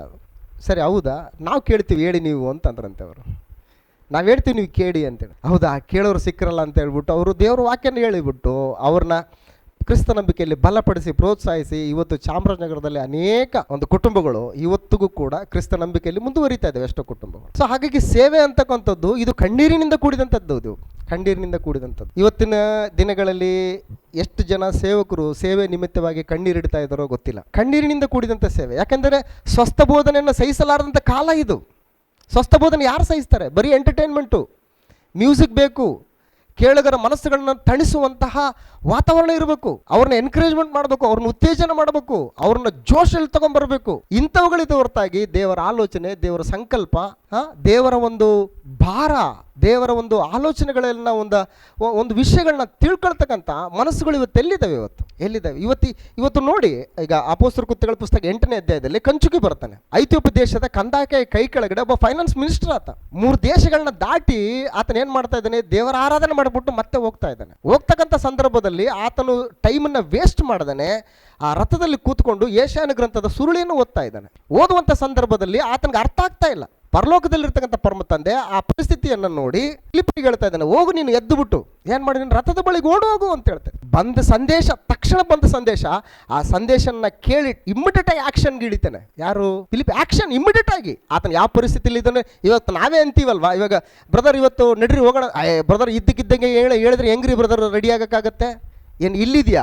ಎಷ್ಟು ದೂರ ಇದೆ ಅಷ್ಟು ದೂರ ಹೋಗ್ಬೇಕು ನಾವು. ಆಯ್ತು, ರಥ ಅವರು ಓಡಿ ಹೋಗ್ತಾ ಇರ್ತದೆ, ರಥ ಮುಂದಕ್ಕೆ ಹೋಗಿರ್ತದೆ, ನಾವು ಹೋಗೋದು ಸಿಗ್ತದ ಅದು. ಈ ರೀತಿ ನೆಪ ಹೇಳ್ತೀವಿ ನಾವು. ಆದ್ರೆ ಫಿಲಿಪ್ ಏನ್ ಮಾಡ್ತಾನೆ? ಎದ್ದು ನಡೆ ಅಂದ ತಕ್ಷಣ ಓಡ್ತಾನೆ. ಮತ್ತೆ ಇದೇನು ಸಂತೋಷನಾ? ದೈಹಿಕವಾದಂಥ ಕಷ್ಟ ಇದು, ದೈವಿಕವಾದಂಥ ಒಂದು ಭಾರ ಇದು. ಟಕ್ಕಂತೇಳಿ ಓಡ್ತಾ ಇದ್ದಾನೆ. ನಾನು ದೇವರಿಂದ ಕಳಿಸಲ್ಪಟ್ಟಿದ್ದೀನಿ, ನಿನಗೇನು ಅರ್ಥ ಆಗಿಲ್ವಂತಲ್ಲ, ನಾನು ಬಂದು ಕೂತ್ಕೊಂಡು ನಿನ್ಗೆ ಹೇಳ್ತೀನಿ ಅಂತ ಅನ್ಲಿಲ್ಲ. ತಾನು ತಗ್ಗಿಸ್ಕೊಳ್ತಾ ಇದ್ದಾನೆ, ರಥದೊಟ್ಟಿಗೆ ಓಡ್ತಾ ಇದ್ದಾನೆ. ಓಡೋಡ್ತಾ ಇದ್ದಾನೆ. ಆವಾಗ ಕೇಳ್ತಾ ಇದ್ದಾನೆ, ಸಂಭಾಷಣೆ ನಡೀತದೆ ಅಲ್ಲಿ. ಕಂಚುಕಿ ರಥದಲ್ಲಿ ಮೇಲೆ ಇದ್ದಾನೆ, ಫಿಲಿಪ್ ಎಲ್ಲಿದ್ದಾನೆ? ಕೆಳಗಿದ್ದಾನೆ. ಓಡ್ತಾ ಇದ್ದಾನೆ. ಯಾರಿಗೋಸ್ಕರ ಓಡ್ತಾ ಇದ್ದಾನೆ? ತನಗೋಸ್ಕರ, ತನ್ನ ಜೀವನಕ್ಕೋಸ್ಕರನ, ತನ್ನ ಕುಟುಂಬ ನಿರ್ವಹಣೆಗೋಸ್ಕರನ, ತನ್ನ ಆಸ್ತಿ ಅಂತಸ್ತುಗಳನ್ನ ಅಭಿವೃದ್ಧಿಪಡಿಸೋದಕ್ಕೋಸ್ಕರ ಇಲ್ಲವಲ್ಲ, ದೇವರ ರಾಜ್ಯದ ವ್ಯಾಪ್ತಿಗೋಸ್ಕರ, ದೇವರ ಸಂಕಲ್ಪದ ಒಂದು ಪ್ರಚುರಕ್ಕೋಸ್ಕರ ಓಡ್ತಾ ಇದ್ದಾನೆ ಫಿಲಿಪ್ಪನು. ಅಲ್ಲೇ ಸಂಭಾಷಣೆ ನಡೀತದೆ. ಮೇಲೆ ಆತ ಇದ್ದಾನೆ, ಕೆಳಗಡೆ ನೆಲದ ಮೇಲೆ ನಡ್ಕೊಂಡು ಹೋಗ್ತಾ ಇದ್ದಾನೆ. ನೀನು ಓದುವಂಥದ್ದು ನಿನಗೆ ಅರ್ಥ ಆಯ್ತು ಅಂತಂದ್ರೆ ಯಾರಾದರೂ ತಿಳಿಸ್ಕೊಟ್ರೆ ಹೊರತು ನನಗೆ ಹೆಂಗೆ ಅರ್ಥ ಆಗುತ್ತೆ? ದಯಮಾಡಿ ಹೇಳು ಅಂತ ಹೇಳ್ತಾನೆ. ಅಲ್ಲಿ ಪದ ಇದೆ ನೋಡಿ, ಒಂದು ಪದ ಯಾವುದದು? ದಯಮಾಡಿ ಅಂತಿದೆ. ಯಾರಿಗೆ ಕೇಳ್ತಾರೆ ಇವತ್ತು? ದಯಮಾಡಿ ಅಂತಕ್ಕಂಥವ್ರು ಯಾರಾದ್ರೂ ಬಳಸ್ತಾರ ಪದಗಳನ್ನ? ಯಾರು ಬಳಸಲ್ಲ. ನೀನೇನು ಹೇಳೋದು ಹೋಗೋ, ನನಗೆ ನನ್ನ ಎಕ್ಸ್ಪೀರಿಯನ್ಸ್ ಅಷ್ಟು ವಯಸ್ಸಾಗಿಲ್ಲ ನಿನಗೆ. ನಾನು ಹೇಳಿದ್ದೆ ರೈಟು, ನಾನು ಹೇಳಿದ್ದೆ ತಿಳ್ಕೊಬೇಕಷ್ಟೇನೆ, ನನಗೆ ಎದುರುತ್ತರ ಕೊಡಬಾರ್ದು, ನನಗೆ ಎದುರುತ್ತರ ಕೊಟ್ಟರೆ ನೀನು ಸೈತಾನ್ ನೀನು, ಈ ಥರದ್ದೊಂದು ಆಲೋಚನೆಗಳು. ದಯಮಾಡಿ ಅಂತ ಹೇಳ್ತಾ ಇದ್ದಾನೆ. ಸೊ ಹಾಗಾಗಿ ಸೇವೆ ಅಂತಕ್ಕಂಥದ್ದು ಯಥಾರ್ಥವಾಗಿ ಪ್ರಾಮಾಣಿಕವಾಗಿ ಇವತ್ತು ಸತ್ಯಕ್ಕನುಸಾರವಾಗಿ ನಾನು ಸೇವೆ ಮಾಡ್ತೀನಿ ಅಂತಂದರೆ ಕಣ್ಣೀರಿನಿಂದ ಕೂಡಿದಂಥ ಸೇವೆ, ಅದು ಕೊರತೆಗಳಿಂದ ಕೂಡಿದಂಥ ಸೇವೆ, ಗುದ್ದುಗಳಿಂದ ಕೂಡಿದಂಥ ಸೇವೆ, ತಿರಸ್ಕಾರ ನಿಂದನೆಗಳಿಂದ ಕೂಡಿದಂಥ ಸೇವೆ ಇದು. ಅದಕ್ಕೆ ಯೇಸು ಕ್ರಿಸ್ತನ ಈ ಸೇವೆ ವಿಷಯದಲ್ಲಿ ಭಾಳ ಚಂದವಾಗಿ ಹೇಳ್ತಾನೆ, ಇಕ್ಕಟ್ಟಾದ ಮಾರ್ಗದಲ್ಲಿ ಹೋಗುವುದಕ್ಕೆ ನೀವೇನು ಮಾಡ್ರಿ, ನೀವು ಪ್ರಯಾಸ ಪಡ್ರಿ. ಈ ದಾರಿ ಇಕ್ಕಟ್ಟು, ಇದು ಬಲು ಬಿಕ್ಕಟ್ಟು, ಇದನ್ನು ಕಂಡುಕೊಳ್ಳೋರು ಸ್ವಲ್ಪ ಜನ. ನಾಶನಕ್ಕೆ ಹೋಗುವ ಮಾರ್ಗ ಬಹಳ ವಿಶಾಲವಾದದ್ದು, ಜನರು ಬಹಳ ಜನ ಹೋಗ್ತಾರಲ್ಲಿ. ಸಂತೋಷ ತುಂಬಿದೆ ಅಲ್ಲೆಲ್ಲ. ಕ್ರಿಸ್ತನ ನಿಮಿತ್ತ, ದೇವರ ವಾಕ್ಯದ ನಿಮಿತ್ತ ಹಿಂಸೆಗಳು, ನಿಂದನೆಗಳು, ತಿರಸ್ಕಾರಗಳು ಬಂದರೆ ಸಹಿಸಿಕೊಳ್ತಕ್ಕಂಥ ಮನಸ್ಥಿತಿ ಇಲ್ಲದೆ ಇರತಕ್ಕಂಥ ಪ್ರಪಂಚ ಇದು. ಹಾಗಾಗಿ ಕ್ರಿಸ್ತನ ಪುನರುತ್ಥಾನ ಏನು ಮಾಡ್ತದೆ ಅಂತಂದರೆ ಯಥಾರ್ಥವಾಗಿ ದೇವರ ಸೇವೆಯಲ್ಲಿ ಇರ್ತಕ್ಕಂಥವ್ರಿಗೆ ಉತ್ತೇಜನ ಕೊಡುತ್ತೆ, ಅದು ಉತ್ತೇಜನ ಕೊಡುತ್ತೆ ಅಂತ. ಅದಕ್ಕೆ ತಿಮೋತಿಗೆ ಬರೆದ 2ನೇ ಪತ್ರಿಕೆ 1ನೇ ಅಧ್ಯಾಯ 3ನೇ ವಚನದಲ್ಲಿ, ನಾನು ಹಗಲಿರುಳು ನನ್ನ ಪ್ರಾರ್ಥನೆಗಳಲ್ಲಿ ನಿನ್ನನ್ನು ತಪ್ಪದೆ ಜ್ಞಾಪಿಸಿಕೊಳ್ತೇನೆ ಅಂತ ಹೇಳ್ತೇನೆ. ಇದಲ್ಲದೆ ನಾನು ಪೂರ್ವಿಕರ ಭಕ್ತಿ ಮಾರ್ಗವನ್ನೇ ಅನುಸರಿಸಿ ಒಳ್ಳೆ ಮನಸಾಕ್ಷಿಯುಳ್ಳವನಾಗಿ ಆರಾಧಿಸುವ ದೇವರಿಗೆ ನಿನ್ನ ವಿಷಯವಾಗಿ ಸ್ತೋತ್ರ ಸಲ್ಲಿಸ್ತೇನೆ. ನಾನು ನಿನ್ನ ಕಣ್ಣೀರುಗಳನ್ನು ನೆನಪಿಗೆ ತಂದು ನಿನ್ನನ್ನು ನೋಡಿ ಸಂತೋಷ ಭರಿತನಾಗಬೇಕೆಂದು ಅಪೇಕ್ಷಿಸುತ್ತೇನೆ ಅಂತ ಹೇಳ್ತಾನೆ. ಅಪೇಕ್ಷಿಸ್ತಾ ಇದ್ದೇನೆ ಅಂತ, ಕಣ್ಣೀರುಗಳನ್ನು ನೋಡ್ತಾ ಇದ್ದೇನೆ. ತಿಮೋತಿ, ಕಣ್ಣೀರು ನೋಡ್ತಾ ಇದ್ದೀನಿ ನಾನು ಅಂತ ಹೇಳ್ತಾರೆ. ಯಾರ ನಿಮಿತ್ತವಾಗಿ? ಸೇವೆ ನಿಮಿತ್ತವಾಗಿ ಅಂತ. ಅದಕ್ಕೆ ಅಳುತ್ತಾ ಬಿತ್ತುವವರು ಆಡುತ್ತಾ ಕೊಯ್ಯುವರು ಅಂತ ಹೇಳ್ತಾನೆ. ಹಾಗಾಗಿ ನಾನು ಆಡುತ್ತಾ ಕೊಯ್ತೀನಿ ಅನ್ನುವಂಥ ಒಂದು ಆಲೋಚನೆಯಿಂದ ನೀನು ಅಳುತ್ತಾ ಇವತ್ತು ಬಿತ್ತು, ನೀನು ನಿನ್ನ ಕಷ್ಟ ಆದರೂ ಬಿತ್ತು, ನೀನು ನಿನ್ನ ಕಷ್ಟಾರ್ಜಿತದಿಂದ ಸೇವೆ ಮಾಡು. ನಿನ್ನ ಆದಾಯದ ಸಂಪನ್ಮೂಲಗಳಿಂದ ದೇವರನ್ನ ಘನಪಡಿಸು, ಮಹಿಮೆ ಪಡಿಸು. ಇಂಥ ಸತ್ಯ ಸುವಾರ್ತೆಯನ್ನು ಪ್ರಚುರಪಡಿಸುವುದಕ್ಕೆ ಇಂಥ ಸೇವಕರುಗಳನ್ನು ಗುರುತಿಸಿ ನಿನ್ನ ಕೈಲಾದಂಥ ಸೇವೆಯಲ್ಲಿ ನೀನು ತೊಡಗಿಸ್ಕೋ. ಬ್ರದರ್, ನಾನೊಂದು ತೂಟ ಆಗ್ತೀನಿ, ನನಗೆ ಈ ಶಕ್ತಿ ಇದೆ. ಬ್ರದರ್, ನಾನೆಲ್ಲ ಈರೆಲ್ಲ ರೆಡಿ ಮಾಡ್ಕೊಂಡು ನಾನು ಬರ್ತೀನಿ ಫ್ರೀಯಾಗಿ. ಬ್ರದರ್, ಈ ಸಬ್ಜೆಕ್ಟಿಗೆ ರೆಡಿಯಾಗಿ ನಾವು ಈ ಕೆಲಸ ಮಾಡ್ತೀವಿ. ಅಳುತ್ತಾ ಬಿತ್ತು, ಕಷ್ಟ ಆಗುತ್ತೆ ನಮಗಳಿಗೆಲ್ಲ. ಆದ್ರೂ ಕೂಡ ಏನ್ ಮಾಡ್ಬೇಕು? ನಾವು ಬಿತ್ತಬೇಕು, ಬಿತ್ತ ಕೆಲಸ ಆಗ್ಬೇಕು, ಬಿತ್ತಬೇಕು. ಇದು ಯಾರಿಂದ ಸಿಗ್ತದಂತಂದ್ರೆ ಕ್ರಿಸ್ತನ ಪುನರುತ್ಥಾನ ಇದು ನಮಗೆ ಕಳಿಸ್ಕೊಡ್ತದೆ. ಇದರಲ್ಲಿ ನಮಗೆ ದೇವರ ಕೆಲಸದಲ್ಲಿ ನಮಗೆ ಉತ್ತೇಜನ ಸಿಗ್ತದೆ ಅಂತ ಹೇಳ್ತಾನೆ. ಉತ್ತೇಜನ ಸಿಗ್ತದೆ ಅಂತ ಹೇಳಿ ಕೊರಿಂಥದವರಿಗೆ ಬರೆದ 2ನೇ ಪತ್ರಿಕೆ 7ನೇ ಅಧ್ಯಾಯ, 2 ಕೊರಿಂಥಿಯನ್ಸ್ ಚಾಪ್ಟರ್ 7 7ನೇ ಅಧ್ಯಾಯ 10ನೇ ವಚನ ಒಂದ್ಸಾರಿ ಗಮನಿಸೋಣ. 7ನೇ ಅಧ್ಯಾಯ 10ನೇ ವಚನ. ದೇವರ ಚಿತ್ತಾನುಸಾರವಾಗಿರುವ ದುಃಖವು ಮಾನಸಾಂತರವನ್ನು ಉಂಟು ಮಾಡಿ ರಕ್ಷಣೆಗೆ ಕಾರಣವಾಗಿದೆ. ಆ ಮಾನಸಾಂತರದ ಪಶ್ಚಾತ್ತಾಪಕ್ಕೆ ಆಸ್ಪದ ಇಲ್ಲ ಅಂತ ಹೇಳ್ತಾನೆ. ಸೊ ಹಾಗಾಗಿ ನಿನ್ನಲ್ಲಿರ್ತಕ್ಕಂಥ ಈ ಒಂದು ಬದಲಾವಣೆ, ಈ ಕಣ್ಣೀರು, ಈ ರೀತಿಯಾದಂಥ ಸ್ಥಿತಿ ನಿನ್ನನ್ನು ಏನು ಮಾಡ್ತದೆ ಅಂತಂದರೆ ರಕ್ಷಣೆಗೆ ನಿಮ್ಮನ್ನು ನಡೆಸ್ಕೊಂಡು ಹೋಗ್ತದೆ ಅಂತ ಹೇಳ್ತಾನೆ. ಪ್ರಕಟಣೆ ಗ್ರಂಥ 21ನೇ ಅಧ್ಯಾಯದಲ್ಲಿ, ಕೊನೆಯ ಅಧ್ಯಾಯದಲ್ಲಿ, ಪ್ರಕಟಣೆ ಗ್ರಂಥ 21ನೇ ಅಧ್ಯಾಯ 4ನೇ ವಚನದಲ್ಲಿ ವಿಷಯವನ್ನು ಗಮನಿಸ್ತಾರೆ. 21ನೇ ಅಧ್ಯಾಯ 4ನೇ ವಚನದಲ್ಲಿ ಇಲ್ಲಿ ಹೇಳ್ತಾ ಇದ್ದಾನೆ, ಈ ರೀತಿಯಾಗಿ ಕೆಲಸ ಮಾಡಿದಂಥವರು, ಕ್ರಿಸ್ತನ ನಿಮಿತ್ತವಾಗಿ ಕಣ್ಣೀರನ್ನು ಸುರಿಸಿ ಯಥಾರ್ಥವಾದಂಥ ಸೇವೆಯಲ್ಲಿ ತಮ್ಮನ್ನು ತಾವು ತೊಡಗಿಸಿಕೊಂಡಂಥವರ ಕಣ್ಣೀರುಗಳನ್ನು ನಾನು ಒರೆಸ್ಬಿಡ್ತೀನಿ ಅಂತ ಹೇಳ್ತಾನೆ. 4ನೇ ವಚನದಲ್ಲಿ ಅವರ ಕಣ್ಣೀರನ್ನೆಲ್ಲ ಒರೆಸಿಬಿಡುವೆನು, ಅವರ ಕಣ್ಣೀರನ್ನೆಲ್ಲ ಒರೆಸ್ಬಿಡ್ತೀನಿ. ಇನ್ನು ಮರಣವಿರುವುದಿಲ್ಲ, ಇನ್ನು ದುಃಖವಾಗಲಿ ಗೋಳಾಟವಾಗಲಿ ಕಷ್ಟವಾಗಲಿ ಇರುವುದಿಲ್ಲ, ಮೊದಲಿದ್ದೆಲ್ಲ ಇಲ್ಲದೆ ಹೋಯ್ತು ಅಂತ ಹೇಳ್ತಾನೆ. ಅಂದ್ರೆ ನಿನ್ನ ಕಣ್ಣೀರು, ನೀನು ಅಳತಾ ಬಿತ್ತಿದ್ರೆ ನೀನು ಆಡುತ್ತಾ ಕೊಯ್ತಿದಿ. ಪಡು, ಕಷ್ಟಪಡು. ಕ್ರಿಸ್ತನೇ ನಿನಗೆ ಉತ್ತೇಜನ, ದೇವರೇ ನಿನಗೆ ಉತ್ತೇಜನ. ಹಾಗಾಗಿ ಕ್ರಿಸ್ತನ ಪುನರುತ್ಥಾನ ನಮ್ಗೆ ಏನ್ ಮಾಡ್ತಾ ಅಂದ್ರೆ ದೇವರ ಕೆಲಸದಲ್ಲಿ ನೂತನವಾದಂಥ ಉತ್ತೇಜನ ಕೊಡ್ತಾ ಇದೆ. ಯಾವುದು? ಕ್ರಿಸ್ತನ ಪುನರುತ್ಥಾನ. ರೋಮಾಪುರದವರು ಬರೆದ ಪತ್ರಿಕೆ 8ನೇ ಅಧ್ಯಾಯ 35ರಿಂದ 37ನೇ ವಚನದಲ್ಲಿ ವಿಷಯವನ್ನು ಗಮನಿಸಿದ್ರೆ, ರೋಮಾಪುರದವರು ಬರೆದ ಪತ್ರಿಕೆ 8ನೇ ಅಧ್ಯಾಯ 35ರಿಂದ, ಕ್ರಿಸ್ತನ ಪ್ರೀತಿಯಿಂದ ನಮ್ಮನ್ನು ಅಗಲಿಸುವವರು ಯಾರು? ಕಷ್ಟವೋ, ಸಂಕಟವೋ, ಹಿಂಸೆಯೋ, ಅನ್ನವಿಲ್ಲದಿರುವುದೋ, ವಸ್ತ್ರವಿಲ್ಲದಿರುವುದೋ, ಗಂಡಾಂತರವೋ, ಖಡ್ಗವೋ, ಯಾವ್ದ್ರ ಕ್ರಿಸ್ತನ ಪ್ರೀತಿಯಿಂದ ನಮ್ಮನ್ನು ಅಗಲಿಸ್ತದೆ? ದೇವರೇ. ಅಂದ್ರೆ ಕ್ರಿಸ್ತನ ಪ್ರೀತಿ ನಮಗೆ ಏನ್ ಮಾಡ್ತದೆ? ಉತ್ತೇಜನ. ನಾವು ನೆಪ ಹೇಳಕ್ ಬಿಡೋದಿಲ್ಲ, ನೆಪ ಹೇಳಕ್ ಬಿಡಲ್ಲ, ನಮಗೆ ಕೊರತೆ ಅಂತ ಹೇಳಕ್ ಬಿಡಲ್ಲ. ಕ್ರಿಸ್ತನ ಪ್ರೀತಿ ಮುಂದೆ ಇದೆಲ್ಲ ಕೊರತೆ ಅಂದ್ರೆ ಕೊರತೆನಾ? ಇದು ಎಂತ ಆಶೀರ್ವಾದ ಕೊಟ್ಟಿದ್ದೇನ್ರಿ ನಮಗೆ. ಸತ್ತಂತವ್ರನ್ನ ಬದುಕಿಸಿದಾನೆ. ಯಾರು ಬದುಕಿಸ್ತಾರೆ ಇವತ್ತು ಸತ್ತಂತವ್ರನ್ನ? ನಾವು ಸತ್ತಂತವ್ರು ಬದುಕಿದೀವ ನಾವು. ನಮ್ಗೆ ಸಾವಿಲ್ಲ. ಯಾರು ಇವತ್ತು ಈ ಆಶೀರ್ವಾದ ಕೊಡಕ್ ಸಾಧ್ಯ? ಇಂಥ ದೊಡ್ಡ ಆಶೀರ್ವಾದದ ಮುಂದೆ ಏನ್ ನಿನಗೆ ಅದು ಕೊರತೆ ಇಲ್ಲ, ಇದು ಕೊರತೆ ಇಲ್ಲ, ಆ ಬಿಸ್ನೆಸ್ ಆಗ್ತಾ ಇಲ್ಲ, ಈ ಬಿಸ್ನೆಸ್ ಆಗ್ತಾ ಇಲ್ಲ, ಅವ್ರು ನನಗೆ ಹಂಗಂದ್ರು, ಇವ್ರು ನಿನಗೆ ಹಂಗಂದ್ರು, ಈ ದೊಡ್ಡ ಸಮಸ್ಯೆನ ಇವುಗಳ ಮುಂದೆ? ಏನ್ ಸಮಸ್ಯೆನೇ ಅಲ್ಲ ಇವು ಸಮಸ್ಯೆನೇ ಅಲ್ಲ ಇವು. ಇದು ಎಂತ ದೊಡ್ಡ ಆಶೀರ್ವಾದ ಅಂತಂದ್ರೆ ಸತ್ತಂತ ನಿನ್ನನ್ನು ಬದುಕಿಸಿದ್ದಾನೆ. ಬದುಕಿಸೋದು ಮಾತ್ರವಲ್ಲದೆ ತನ್ನ ಮಗನಾದಂಥ ಯೇಸು ಕ್ರಿಸ್ತನೊಟ್ಟಿಗೆ ನಿನ್ನನ್ನು ಕೂಡಿಸಿದ್ದಾನೆ. ಇದಕ್ಕಿಂತ ದೊಡ್ಡ ಆಶೀರ್ವಾದ ಇನ್ನೇನು ಬೇಕು? ಈ ರೀತಿ ಆನಂದ ಪಡು, ಈ ರೀತಿ ಹೆಚ್ಚಳ ಪಡು. ಇದು ಕ್ರಿಸ್ತನಿಂದ ಉತ್ತೇಜನ ಅಂತ ಹೇಳ್ತಾನೆ. ಗಮನಿಸೋಣ, ಕ್ರಿಸ್ತನ ಪ್ರೀತಿಯಿಂದ ನಮ್ಮನ್ನ ಅಗಲಿಸುವವರು ಯಾರು? ಕ್ರಿಸ್ತನ ಪ್ರೀತಿಯಿಂದ ನಮ್ಮನ್ನ ಅಗಲಿಸುವವರು ಯಾರು? ಕಷ್ಟವೋ, ಕಷ್ಟ ಅಗಲಿಸ್ತಾ ಇದ್ದ ನಮ್ಮನ್ನ, ಸಂಕಟ ಅಗಲಿಸ್ತಾ ಇತ್ತ ನಮ್ಮನ್ನ, ಹಿಂಸೆನ. ಈಗ ಹೇಳ್ತಾ ಹೌದು ಬ್ರದರು, ಅದು ಹಂಗಾಯ್ತು, ಇದು ಹಿಂಗಾಯ್ತು, ಅದು ಹಂಗೆ ಲಾಸ್ ಆಯ್ತು, ಇದು ಹಿಂಗೆ ಹುಷಾರಿದ್ದಿಲ್ಲ, ಇದು ಹಾಸ್ಪಿಟ್ಲಿಗೆ ಹೋದ್ವಿ, ಅದು ಇದು ಹೋದ್ವಿ, ಅದು ಹಂಗಾಯ್ತು, ಇದು ಹಿಂಗಾಯ್ತು. ಏನು ಇವೆಲ್ಲ ನಮ್ಮನ್ನ ಕ್ರಿಸ್ತನ ಪ್ರೀತಿಯಿಂದ ಅಗಲಿಸ್ತಾವ? ಅಂದ್ರೆ ಕ್ರಿಸ್ತನ ಪ್ರೀತಿ ಅಷ್ಟು ವೀಕಾ? ಇವತ್ತು ನಾವೇ ವೀಕ್ ಮಾಡ್ತಾ ಇದ್ದೀವಿ. ಬ್ರದರ್ ಯಾಕೆ ಬ್ರದರ್ ಸರಿಯಾಗಿ ಬರ್ತಾ ಇಲ್ಲ ಸಭೆ? ಏನು ಬ್ರದರ್, ಏನು ಬರೀ ಕಷ್ಟ ಬ್ರದರ್, ಅದು ಹಂಗಾಯ್ತು, ಇದು ಹಿಂಗಾಯ್ತು, ಅದು ಅಲ್ಲಿ ಲಾಸ್ ಆಯ್ತು, ಇದು ಇಲ್ಲಿ ಲಾಸ್ ಆಯ್ತು, ಅವ್ರು ಇದಾಗಲಿಲ್ಲ, ಇವ್ರು ಮಾಡಲಿಲ್ಲ, ಏನು ಸಮಸ್ಯೆಗಳ ಮೇಲೆ ಅಂದರೆ ಸಮಸ್ಯೆಗಳೇ ದೊಡ್ಡದಂಗದೆ. ಕ್ರಿಸ್ತನ ಪ್ರೀತಿ ದೊಡ್ಡದಲ್ಲೇ ನಿಮಗೆ ಇವಾಗ. ಅಂದ್ರೆ ನಾವೇ ಏನು ಮಾಡ್ತಾ ಇದ್ದೀವಿ ಅಂತಂದರೆ, ಸಮಸ್ಯೆಗಳನ್ನು ದೊಡ್ಡದು ಮಾಡಿದಿಡ್ತಾ ಇದ್ದೀವಿ ನಾವು. ಅವೇ ದೊಡ್ಡವು ಅಂತ ಹೇಳ್ತಾ ಇದ್ದೀವಿ. ಕ್ರಿಸ್ತನ ಪ್ರೀತಿ ಅವುಗಳ ಮುಂದೆ ಲೆಕ್ಕಕ್ಕೆ ಬರ್ತಾ. ಇದು ನಾವು ಬಿದ್ದೋಗೋದಕ್ಕೆ ಕಾರಣ. ಇದು ಬಿದ್ದೋಗ್ತೀವಿ ನಾವು. ಸೊ ಹಾಗಾಗಿ ಕ್ರಿಸ್ತನ ಪುನರುತ್ಥಾನ ಇವತ್ತು ನಮಗೇನು ದೇವರ ಕೆಲಸದಲ್ಲಿ, ಕ್ರಿಸ್ತಿಯ ಜೀವಿತದಲ್ಲಿ ನಮಗೆ ಉತ್ತೇಜನ ಕೊಡ್ತೇನೆ. ನಾನು ಎದ್ದು ಬರ್ತೀನಿ ನಾನು. ಈ ಕಷ್ಟ ಎಲ್ಲಿವರೆಗೂ ಇರುತ್ತೆ ಹೇಳಿ? ಏನು ಕಷ್ಟ ಅಂದ್ರೆ ಏನು ಬ್ರದರ್? ಉಪವಾಸ ಸತ್ತೋಗ್ಬಿಡ್ತೇವೆ ನಾವು. ಈ ಪ್ರಪಂಚದಲ್ಲಿ ಉಪವಾಸ ಸಾಯೋರು ಯಾರಾದ್ರೂ ಇದ್ದಾರವರು ಈಗ ಇತ್ತೀಚಿನ ದಿನಗಳಲ್ಲಿ? ಯಾರು ಕೂಡ ಉಪವಾಸ ಸಾಯಿಲ್ಲ. ಎಂಥ ಭಿಕ್ಷುಕಾದ್ರೂ ಸರಿನೇ ಏನು ಮಾಡ್ತಾನೆ, ಎಲ್ಲಾದ್ರೂ ಒಂದು ಬೇಡ್ಬಿಟ್ಟು ಅವನು ಹೊಟ್ಟೆಯಿಂದ ತುಂಬಿಕೊಂಡು ಜೀವನ ಮಾಡ್ತಾನೆ. ಸಾಯಕ್ಕೆ ಸಾಧ್ಯನೇ ಇಲ್ಲ, ಉಪವಾಸ ಸಾಯಕ್ಕೆ ಸಾಧ್ಯನೇ ಇಲ್ಲ. ಇವತ್ತು ಅವಾಗಿನ ಕಾಲ ಇತ್ತೇನೋ, ಅವಾಗ ಕಾಲ ಇತ್ತದು. ಅವಾಗ ಕಾಲ ಭಾಳ ಕಷ್ಟ ಇತ್ತು. ಅವಾಗ ಹೊಲದಲ್ಲಿ ಬೆಳೆಗಳು ಬೆಳೆದಕ್ಕೆ ಸರಿಯಾದಂಥ ನೀರಾವರಿ ಇದ್ದಿಲ್ಲ. ಅವಾಗೆಲ್ಲ ಆಕಾಶ ಕಡೆ ನೋಡ್ತಾ ಇದ್ರು ಜನ ಎಲ್ಲ. ದೇವರೇ ಕಣ್ತೇರಿಯಪ್ಪ, ಒಂದಿಷ್ಟು ಏನಾರು ಕಾಣ್ತಿದ್ರೆ ನೀನೊಂದು ಸ್ವಲ್ಪ ಮಳೆ ಗಿಳೆ ಕೊಟ್ಟರೆ ನಾವೊಂದಿಷ್ಟು ಉತ್ತಿ ಬಿತ್ತಿ ಏನಾರು ಊಟ ಮಾಡ್ತೀವಿ ಅಂತ ಆ ಕಡೆ ನೋಡ್ತಾ ಇದ್ರು. ಈಗ ಯಾರ ಮೇಲೆ ನೋಡ್ತಾ ಇಲ್ಲ? ಇವಾಗ ಯಾರ ಮೇಲೆ ನೋಡ್ತಾ ಇಲ್ಲ. ಎಲ್ಲರೂ ತಮಗಿರ್ತಂಥ ಜ್ಞಾನನ್ನ ಅವೆಲ್ಲ ಬಳಸ್ಕೊಂಡು ಬೋರ್ ಹಾಕಿದೆ, ಅದಾಕಿದೆ, ಇದಾಕಿದೆ ಅಂತ ಎಲ್ಲರೂ ಏನು ಮಾಡ್ತಾರೆ, ಸಮೃದ್ಧಿಕರವಾದಂಥ ಊಟ ಮಾಡ್ತಾರೆ. ನಿಜವಾಗ್ಲೂ ಹೇಳಿ, ಒಂದು ಸಾರಿ ಒಂದು 40 ವರ್ಷದ ಹಿಂದೆ ಕಡೆ ಹೋಗಿ ನೋಡಿ, ಸ್ವಲ್ಪ 40 ವರ್ಷದ ಹಿಂದೆ ಹೋಗಿ ನೋಡಿ. ಆವತ್ತಿನ ಜನಗಳ ಒಂದು ಆಹಾರ ಶೈಲಿ, ಆಹಾರ ಪದ್ಧತಿ ಹೆಂಗಿತ್ತು, ಇವತ್ತೆಂಗಿದೆ ನಮಗೆ. ರುಚಿಯಾದಂಥ ಆಹಾರ ಪದಾರ್ಥಗಳು, ಮೃಷ್ಟಾನ್ನ ಭೋಜನಗಳು, ಎಂಥ ಬಡವಾದ್ರೂ ಸರಿನೇ. ಕೊರತೆಗಳಿಲ್ಲ ಇವತ್ತು. ಸೊ ಹಾಗಾಗಿ ಪರಿಸ್ಥಿತಿಗಳಿದು ಯಾವುದು ನಮ್ಮನ್ನು ಅಗಲಿಸ್ತದೆ? ಕ್ರಿಸ್ತನಿಂದ ಉತ್ತೇಜನ, ಕ್ರಿಸ್ತನ ಪುನರುತ್ಥಾನ ಇವತ್ತು ನಮಗೆ ಉತ್ತೇಜನ ಕೊಡ್ತದೆ.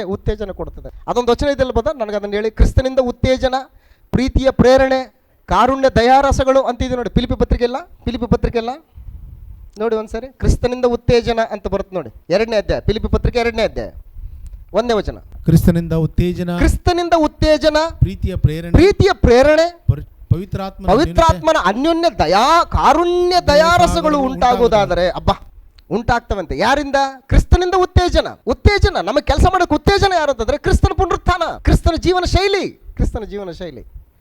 ಆಮೇಲೆ ಪ್ರೀತಿಯ ಪ್ರೇರಣೆ, ಕ್ರಿಸ್ತನ ಪ್ರೀತಿ ನಮ್ಮನ್ನು ಒತ್ತಾಯ ಮಾಡ್ತದೆ. ಆಮೇಲೆ ಇನ್ನೇನದು? ಪವಿತ್ರಾತ್ಮನ ಅನ್ಯೋನ್ಯತೆ, ಪರಿಶುದ್ಧಾತ್ಮನ ಒಂದು ಫೆಲೋಶಿಪ್. ಪರಿಶುದ್ಧಾತ್ಮನ ಫೆಲೋಶಿಪ್ ಅಂದ್ರೆ ಏನು? ಬಾ ಜುಗು ತುಂಬ ಇದೆಲ್ಲ ಯಾವುದು?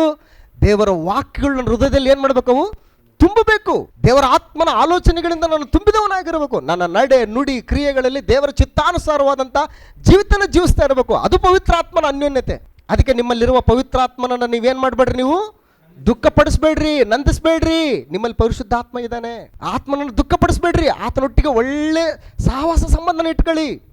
ಆತ ಯಾವಾಗಲೂ ನಗ್ನಗ್ತಾ ಇರೋ ಹಾಗೆ ನೋಡ್ಕೊಳ್ಳಿ. ನಿಮ್ಮಲ್ಲಿ ಆತನ ಸಂತೋಷವಾಗಿರುವಂಥ ರೀತಿಯಲ್ಲಿ ನಡ್ಕೊಳ್ಳಿ. ಆತನ ದುಃಖಪಟ್ಟರೆ, ಆತನ ಒಂದು ಸಾರಿ ನಿಮ್ಮಿಂದ ಹೊರಗಡೆ ಹೋದರೆ ನಿಮ್ಮ ಬದುಕು ಬಹಳ ದುಸ್ತರವಾಗಿರ್ತದೆ. ಅದಕ್ಕೆ ದಾವೀದ ತಾನು ತಪ್ಪು ಮಾಡಿದಂಥ ಸಂದರ್ಭದಲ್ಲಿ ಕೀರ್ತನೆಗಳ ಗ್ರಂಥ 50 ಕೀರ್ತನೆ ನೀವು ಓದಿದ್ರೆ ಗೊತ್ತಾಗುತ್ತೆ. 51ನೇ ಕೀರ್ತನೆಯಲ್ಲಿ ದೇವರಿಗೆ ಆತ ಪ್ರಾರ್ಥನೆ ಮಾಡಿ, ನನ್ನ ಪವಿತ್ರಾತ್ಮನನ್ನು ನನ್ನಿಂದ ಏನು ಮಾಡಬೇಡ, ತೆಗಿಬೇಡ ಅಂತ ಹೇಳ್ತಾನೆ.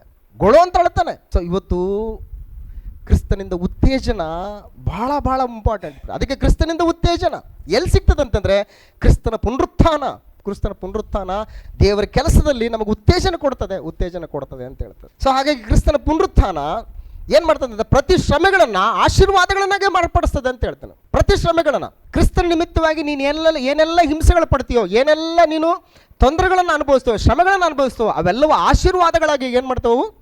ಕನ್ವರ್ಟ್ ಆಗ್ತವೆ. ನಿನಗೆ ಗೊತ್ತಿಲ್ಲ, ಅದು ತಾತ್ಕಾಲಿಕವಾಗಿ ನೀನು ಅನ್ಬೋದು, ನೀನು ತಿಳ್ಕೊಬೋದು. ಬ್ರದರ್ ನನಗೆ ಯಾಕೆ ಬ್ರದರ್ ಹಿಂಗೆಲ್ಲ, ನನಗೆ ಹಂಗಾಯಿತು, ಇದು ಹಿಂಗಾಯಿತು, ನೀನು ತಿಳ್ಕೊಳ್ತಾ ಇದ್ದೆ ನೀನು. ಇವ ಆಶೀರ್ವಾದ ನಿನಗೆ. ದೇವ್ರು ನಿನ್ನ ಪ್ರೀತಿ ಮಾಡ್ತಾ ಇರೋದ್ರಿಂದನೇ ನಿನ್ನ ಏನು ಮಾಡ್ತಾ ಇದ್ದಾನೆ, ನಿನ್ನನ್ನು ಶಿಕ್ಷಣಕ್ಕೆ ಒಳಪಡಿಸ್ತಾ ಇದ್ದಾನೆ. ನೀನು ನಿಂತ್ಕೊಳ್ತೀಯೋ ಇಲ್ಲವೋ ಅಂತ ಹೇಳ್ಬಿಟ್ಟು. ಈ ಅನುಭವಗಳಿಂದ ನೀನು ಕೂಡಿದವನಾಗಿ ನೀನು ಆಚೆ ಬರ್ಬೇಕು, ನೀನು ಅನುಭವ ಜ್ಞಾನಿ ಆಗ್ಬೇಕು. ನೀನು ಈ ಹಿಂಸೆಗಳಿಲ್ಲ ಅಂತಂದ್ರೆ, ಅನುಭವ ಯೇಸು ಕ್ರಿಸ್ತನಿಗೆ ಹಿಂಸೆಗಳು ಇಲ್ಲ ಅಂತಂದ್ರೆ ಆತನ ಹೇಗೆ ನಮ್ಮನ್ನ ಪರಾಮರ್ಸೋದಕ್ಕೆ ಸಾಧ್ಯ? ಆತ ಅನುಭವದಲ್ವಾ? ಇಲ್ರಿ ಯೇಸು ಅವರೇ ನೀವೇನ್ರಿ ಕಷ್ಟ ಅಂತೀರಿ, ಕಷ್ಟ ಅನುಭವಿಸ್ತವ್ರಿಗೆ ಗೊತ್ತ್ರಿ ಅಂತ ನಾವಂದ್ರೆ ಆತ ಅನುಭವಿಸಿಲ್ಲ ಅಂತಂದ್ರೆ ನಮಗೆ ಸಹಾಯ ಮಾಡಕ್ಕೆ ಶಕ್ತನಾಗಿರ್ತಾನೆ ಆತನ ಅನುಭವಿಸಿದ್ದಾನೆ. ಆತನ ಅನುತಾಪವಿಲ್ಲದವನಲ್ಲ. ಆತನ ಎಲ್ಲರ ಹಾಗೆ ಶೋಧನೆಗೆ ಒಳಗೆ ಆತನು ಅದರ ಪಾಪ ಮಾತ್ರ ಮಾಡಲಿಲ್ಲ ಅಂತ ಹೇಳ್ತಾರೆ. ಸೊ ಇವತ್ತು ನನ್ನನ್ನು ಅಂಥ ಪಾಪಕ್ಕೆ ಒಳಗಾಗ್ತಕ್ಕಂಥ ನನ್ನನ್ನು ಬಿಡಿಸೋದಕ್ಕೆ ಆತನ ಸಮರ್ಥನಾಗಿದ್ದಾನೆ. ಯಾಕಂದ್ರೆ ಅದನ್ನೆಲ್ಲ ಫೇಸ್ ಮಾಡಿದ್ದಾನೆ. ಸೊ ಈ ಅನುಭವ ಜ್ಞಾನ ನನಗಿರಬೇಕು. ಅದಕ್ಕೆ ದೇವರು ನನ್ನನ್ನು ಪ್ರೀತಿಸಿರೋದ್ರಿಂದಲೇ ನನ್ನನ್ನು ಈ ರೀತಿಯಾದಂಥ ಸ್ಥಿತಿಗತಿಗಳಿಂದ ಪರಿಸ್ಥಿತಿಗಳಿಂದ ತಗೊಂಡು ಹೋಗ್ತಾ ಇದ್ದಾನೆ. ನೀನು ಅನೇಕರಿಗೆ ಮಾದರಿ ಆಗಿರಬೇಕು, ನೀನು ಅನೇಕರಿಗೆ ನೀನು ಉತ್ತೇಜನ ಆಗಿರಬೇಕು, ಪ್ರೇರೇಪಣೆ ಆಗಿರಬೇಕು ನೀನು ಅಂತೇಳಿ.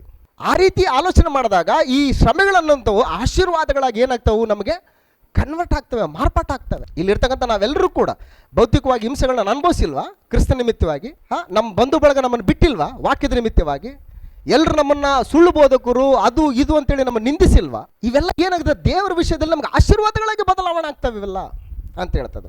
ರೋಮಪುರದವರು ಬರೆದ ಪತ್ರಿಕೆ 8ನೇ ಅಧ್ಯಾಯದಲ್ಲಿ 8ನೇ ಅಧ್ಯಾಯ 18ನೇ ವಚನ.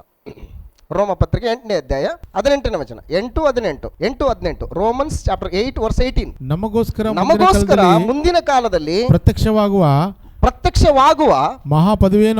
ಮಹಿಮಾ ಪದವಿಯನ್ನು ಆಲೋಚಿಸಿ ಈಗಿನ ಕಾಲದ ಕಷ್ಟಗಳು ಅಲ್ಪವೇ ಸರಿ. ಅಲ್ಪ ಏನು ಅಲ್ರ ಕಣ್ರಿ, ಇದನ್ನ ಏನು ಮಹಾ ಕಷ್ಟ ಇದು. ಏನ್ರಿ ಏನು ಅನುಭವಿಸಿದ್ರಿ ನೀವು? ಏನು ಕಷ್ಟ ಅನುಭವಿಸಿದ್ರಿ? ಯಾರಾದ್ರೂ ತಂದು ನಿಮ್ಮ ಕುತ್ತಿಗೆ ಮೇಲೆ ಖಡ್ಗ ಇಟ್ಟಿದ್ದಾರ? ಯಾರು ಇಟ್ಟಿಲ್ವಲ್ಲ? ಯಾರು ಇಟ್ಟಿದ್ದಾರೆ? ಇಲ್ಲ ಕಣ್ರಿ, ಎಲ್ಲ ಆಸ್ತಿ ಎಲ್ಲ ಕೊಡ್ರಿ, ನಿಮ್ದು ಆಯ್ತು, ಹೋಗಿ ನಡ್ರಿ ಬೀದಿಗೆ ಹೋಗ್ರಿ ಅಂತ ಪರಿಸ್ಥಿತಿ ಬಂದಿದ್ದಾವ ಕ್ರಿಸ್ತ ನಿಮಿತ್ತ? ಏನಿಲ್ವೇ, ಎಂಥದಿಲ್ವಲ್ಲ. ಒಂದು ನಯಾ ಪೈಸಷ್ಟು ಬಂದಿಲ್ಲ ನಮಗೆ ಹಿಂಸೆಗಳು. ಒಂದು ವೇಳೆ ಬಂತು ಅಂತ ಇಟ್ಕೊಳ್ಳಿ, ಆಯ್ತು ಬಂದಿದ್ದೇವೆ ಅಂತ ಇಟ್ಕೊಳ್ಳಿ, ಆಯ್ತಪ್ಪ ನಮ್ಮ ಕುತ್ತಿಗೆ ಮೇಲೆ ಖಡ್ಗ ಇಟ್ಟಿದ್ದಾರೆ, ಕ್ರಿಸ್ತನನ್ನು ದೂಷಿಸು, ಇಲ್ಲಾಂದ್ರೆ ನಿನ್ನ ಕುತ್ತಿಗೆನ ಆರಿಸ್ಬಿಡ್ತೀವಿ ಅಂತ ಹೇಳಿದ್ದಾರೆ ಅಂತಂತ್ರನೇ ಇಟ್ಕೊಳ್ಳಿ. ಆರಿಸ್ಲಿ ಬಿಡಿ. ನಿನ್ನ ಬದುಕು ಅದಕ್ಕೋಸ್ಕರನೇ ಇರ್ಬೋದು. ಆ ಒಂದು ನಿಮಿತ್ತವಾಗಿ ನೀನು ಜೀವಿಸಿರ್ಬೋದು. ಅದಕ್ಕೋಸ್ಕರನೇ ದೇವರು ನಿನ್ನ ಕಳಿಸಿರ್ಬೋದು. ಸ್ಟೆಫನ್ ಏನಾದ? ಹತಸಾಕ್ಷಿ ಆದ. ಯಾಕೋಬನೇನಾದ? ಖಡ್ಗದಿಂದ ಕೊಯ್ಯಲ್ಪಟ್ಟ. ಸೊ ಅದಕ್ಕೆ ಹೇಳ್ತಾನೆ, ನಮಗೋಸ್ಕರ ಮುಂದಿನ ಕಾಲದಲ್ಲಿ ಪ್ರತ್ಯಕ್ಷವಾಗುವ ಮಹಿಮಾ ಪದವಿಯನ್ನು ಆಲೋಚಿಸಿ ಈಗಿನ ಕಾಲದ ಕಷ್ಟಗಳು ಅಲ್ಪವೇ ಸರಿ ಎಂದು ಎಣಿಸ್ತೇನೆ ಅಂತ ಹೇಳಿ. ಸೊ ಹಾಗಾಗಿ ಕ್ರಿಸ್ತನ ಪುನರುತ್ಥಾನ ಏನು ಮಾಡ್ತದೆ ಅಂತಂದರೆ ನೂತನವಾದಂಥ ಉತ್ತೇಜನವನ್ನು ಕೊಡ್ತಾ ಇದೆ, ನಮಗೆ ನೂತನ ಉತ್ತೇಜನ ಕೊಡ್ತಾ ಇದೆ. ಅದು ಯಾರಿಂದ ಸಾಧ್ಯ ಅಂತಂದರೆ ಕ್ರಿಸ್ತನ ಪುನರುತ್ಥಾನದಿಂದ ಸಾಧ್ಯ. ಹಾಗಾಗಿ ಕ್ರಿಸ್ತನ ಪುನರುತ್ಥಾನದ ಮುಖಾಂತರ ಬೆಳಕಿಗೆ ಬಂದಂತಹ ಈ ಫಲಿತಾಂಶಗಳಿವು ಬೆಳಕಿಗೆ ಬಂದಿದ್ದೇವೆ. ಇವುಗಳಲ್ಲಿ ನಾನು ಆಲೋಚನೆ ಮಾಡಿ ಸ್ಥಿರವಾಗಿ ನಾನು ಇಲ್ಲ ಅಂತಂದರೆ ನಾನು ದೇವರಿಗೆ ಮೆಚ್ಚುಗೆ ಆದಂಥ ಬದುಕಕ್ಕಾಗಲ್ಲ ನನಗೆ. ಹಾಗಾಗಿ ಪುನರುತ್ಥಾನವಂಥದ್ದು ವೆರಿ ವೆರಿ ಇಂಪಾರ್ಟೆಂಟ್, ನಮಗೆ ಭಾಳ ಇಂಪಾರ್ಟೆಂಟ್. ಅದಕ್ಕೆ ಇಂಥ ಇಂಪಾರ್ಟೆಂಟ್ ಆಗಿರ್ತಕ್ಕಂಥದ್ದನ್ನೇ ಇಲ್ಲ ಅಂತೇಳಿ ಮಾಡೋದಕ್ಕೋಸ್ಕರ ಅಷ್ಟಿಷ್ಟು ಪ್ರಯತ್ನಗಳು ನಡೆದಿಲ್ಲ. ಆದರೆ ಅವೆಲ್ಲವುಗಳೊಳಗಿಂದ ಕ್ರಿಸ್ತನನ್ನು ಸತ್ತವರೊಳಗಿಂದ ಎಬ್ಬಿಸ್ಕೊಂಡು ಬಂದಿದ್ದಾನೆ ತಂದೆಯಾದಂಥ ದೇವರು. ಆತನ ಬಲಾತಿಶಯ ಆತನನ್ನು ಎಬ್ಬಿಸಿದರಲ್ಲಿ ಕಂಡು ಬರ್ತದೆ ಅಂತ ಹೇಳ್ತಾನೆ. ರೋಮ ಸೈನಿಕರ ಸೈನ್ಯವನ್ನು ನಿರ್ಬಲಗೊಳಿಸಿ, ರೋಮ ಸರ್ಕಾರದ ಒಂದು ಆಜ್ಞೆಯನ್ನು ಆತನು ತೊಲಗಿಸಿ, ಬಹುದೊಡ್ಡದಾದಂಥ ಕಲ್ಲು ಬಂಡೆಯನ್ನು ಆತನು ಸರಿಸಿ, ಸತ್ತಂತ ಯೇಸು ಕ್ರಿಸ್ತನನ್ನು ಏನು ಮಾಡಿದ್ದೀನಿ ಇವತ್ತು? ಎಬ್ಬಿಸಿದ್ದೀನಂತಂದ್ರೆ ಆತನ ಬಲಾತಿಶಯ, ಆತನ ಪುನರುತ್ಥಾನ. ನಾನು ಕೂಡ ಎಬ್ಬಿಸಲ್ಪಡ್ತೀನಿ ಅಂತ. ಹಾಗಾಗಿ ಕ್ರಿಸ್ತನ ಪುನರುತ್ಥಾನದ ಫಲಿತಾಂಶಗಳು ಒಂದು ಚಿಕ್ಕ ಬ್ರೇಕ್ ತಗೋಣ, ಮತ್ತೊಂದು ವಿಷಯಗಳನ್ನ ಮಾತಾಡೋಣ.